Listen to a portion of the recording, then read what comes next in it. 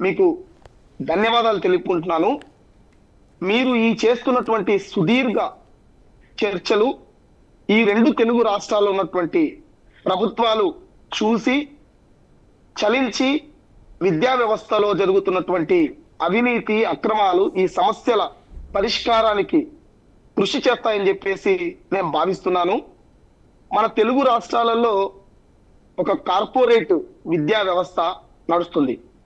ఈ కార్పొరేట్ సంస్థలు తల్లిదండ్రుల యొక్క రక్తాన్ని పిప్పి చేసి వాళ్ళ యొక్క ఆస్తులను వాళ్ళ యొక్క వేలాది కోట్ల రూపాయల సంపాదన కోసం వాళ్ళు ప్రయత్నం చేస్తున్నారు.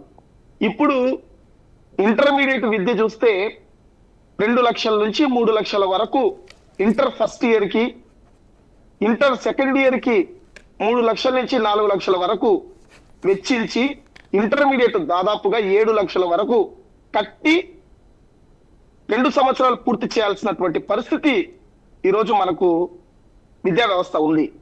వీటి ప్రక్షాళన చేయాల్సిన అవసరం ఎంతైనా ఉంది. ఎందుకంటే ఒక మహానుభావుడు చెప్తాడు, మీరు ప్రజలకు ఏమీ అందించాల్సిన అవసరం లేదు, పిల్లలకు ఒక విద్యను అందించండి. ఆ విద్యనే వాళ్ళు కోటీశ్వరులు చేస్తుంది, దేశాన్ని సుసంపన్నం చేస్తుంది, ప్రతిదీ కూడా విద్యతోనే సాధ్యం అని చెప్పేసి చెప్తుంటారు. అబ్దుల్ కలాం లాంటి వ్యక్తి విద్య ద్వారానే ఈ ప్రపంచ దేశాలకు మన దేశానికి గర్వకారణంగా నిలిచారు. అలాంటి విద్యా వ్యవస్థను ప్రక్షాళన చేసి ప్రతి ఒక్కరికి విద్య అందాల్సినటువంటి అవసరం ఉంది. ఇంటర్మీడియట్ విద్య చూస్తే ఈరోజు చాలా ఘోరంగా 2 తెలుగు రాష్ట్రాల్లో ఉంది. ప్రైవేట్ విద్యా వ్యవస్థలు విచ్చలవిడిగా వసూలుకు పాల్పడుతున్నాయి. ఒక వ్యాపారాన్ని సృష్టించేసాయి. ఒక పెద్ద సామ్రాజ్యం ఇది. అంటే సాధారణ ప్రభుత్వ ఇంటర్మీడియట్ కళాశాలల్లో కాకుండా ఎక్కువ మంది అట్రాక్ట్ అయిపోయి ప్రైవేట్ విద్యా సంస్థలకు వెళ్ళిపోతున్నాయి. వీటి ఫీజులు చూస్తే ఎవ్వరు కూడా అడ్డు అదుపు లేకుండా విచ్చలవిడితనంతో వాళ్ళు ఫీజులు వసూలు చేస్తున్నారు. మనకు ఢిల్లీ రాష్ట్రంలో కావచ్చు, తమిళనాడు రాష్ట్రంలో, ఇంకా కొన్ని రాష్ట్రాలలో ఫీజు నియంత్రణ కోసం ఒక రెగ్యులేటరీ సిస్టమ్ కమిటీస్ ఏర్పాటు చేశారు, చట్టబద్ధంగా ఏర్పాటు చేశారు. అదే తరహాలో మన 2 తెలుగు రాష్ట్రాలలో ఈ ప్రభుత్వాలు, రూలింగ్ లో ఉన్నటువంటి ప్రభుత్వాలు ఒక రెగ్యులేటరీ కమిటీని ఏర్పాటు చేసి ఫీజు నియంత్రణ కోసము పకడ్బందీగా కొన్ని ఏర్పాట్లు చేస్తే కానీ విద్య అనేది ప్రతి ఒక్కరికి అందే పరిస్థితి లేదు. ముఖ్యంగా మన ఆంధ్రప్రదేశ్ రాష్ట్రంలో నారా లోకేష్ గారు ఇప్పుడు సంస్కరణలు తీసుకొని వస్తున్నారు. ముఖ్యమంత్రి చంద్రబాబు నాయుడు కావచ్చు, పవన్ కళ్యాణ్ గారు కావచ్చు, అనేక సంస్కరణలు తీసుకొని వస్తున్నారు.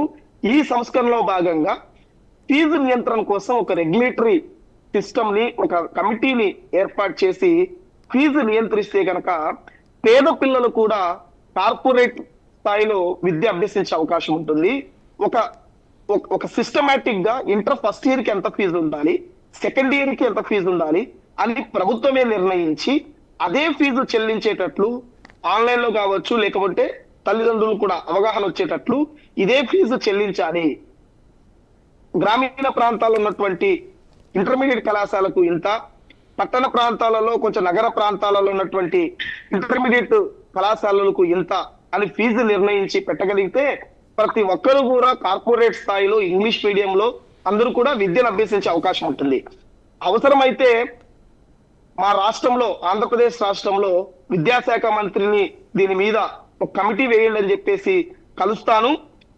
అక్కడ కూడా స్పందన లేకపోతే ముఖ్యమంత్రి గారికి, పవన్ కళ్యాణ్ గారిని కూడా కలిసి నేను రిప్రజెంట్ చేసి ఈ ఇంటర్మీడియట్ విద్యలో సమూలమైనటువంటి మార్పులు తీసుకొని వచ్చి ప్రతి ఒక్కరికి విద్య అందేటట్లు చేసేటట్లు నేను చూస్తానని చెప్పేసి మీ ద్వారా, ప్రైమ్ 9 న్యూస్ ద్వారా నేను తెలియజేస్తున్నాను. మీ ప్రైమ్ 9 న్యూస్ చేస్తున్నటువంటి ఈ కార్యక్రమము 2 తెలుగు రాష్ట్రాలలో ఒక మార్పు అనేది తీసుకురావాలని చెప్పేసి కూడా, వస్తుందని చెప్పేసి కూడా నేను భావిస్తున్నాను. ఓకే, మళ్ళీ మాట్లాడతాను మీతో. ఒక్క నిమిషం అండి.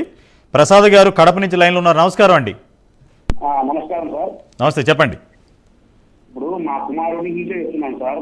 ఒకటి బాగా అందరూ లైవ్ లో బాగా ప్రజలందరూ ప్రేక్షకులందరూ వినాలని నా మనవి.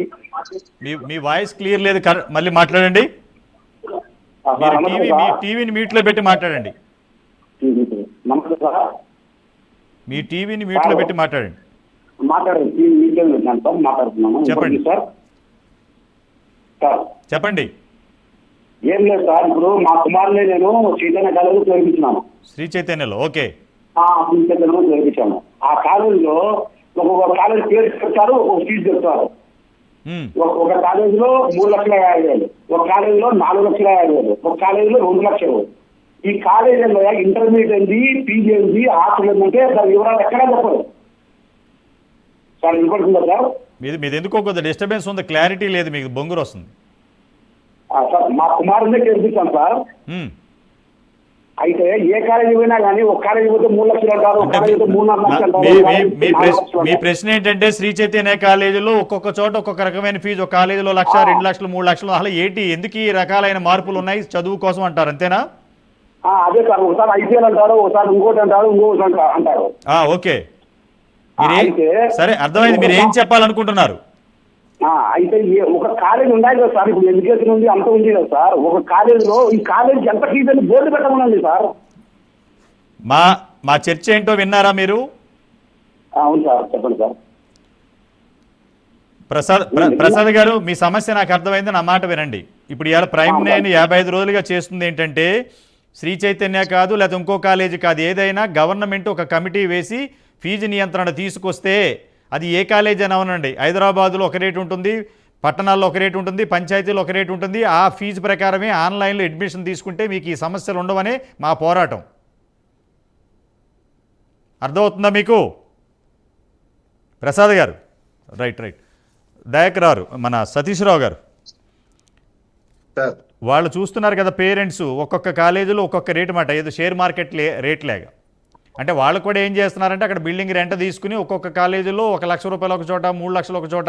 సపోజ్ హౌసింగ్ బోర్డు కుక్కటిపల్లి ఉంది, మీ శేర్లింగంపల్లిలో, మీ హాట్ కాకు మీ శేర్లింగంపల్లి విద్యా వ్యవస్థకి. ఎందుకంటే కోట్లాది రూపాయల దందా అక్కడే జరుగుతూ ఉంటుంది, మీ కాన్స్టిట్యున్సీ. ఎందుకంటే ఆసియాలోని అతిపెద్ద కాన్స్టిట్యున్సీ మీది. హాస్టల్స్ అక్కడ ఎక్కువ ఉన్నాయి, అలాగే కాలేజీలు అక్కడ ఎక్కువ ఉన్నాయి, ఇల్లీగల్ దందా జరిగేది అక్కడే. ఒక్క పర్మిషన్ ఉంటే 10 బిల్డింగ్లు పెడతారు. ఆ శ్రీ చైతన్య కాలేజీ కానీ ఇంకా కార్పొరేట్ కాలేజీలు. ఏదేమైనా సతీశ్వరరావు గారు, సామాన్య మానవుడు పాపం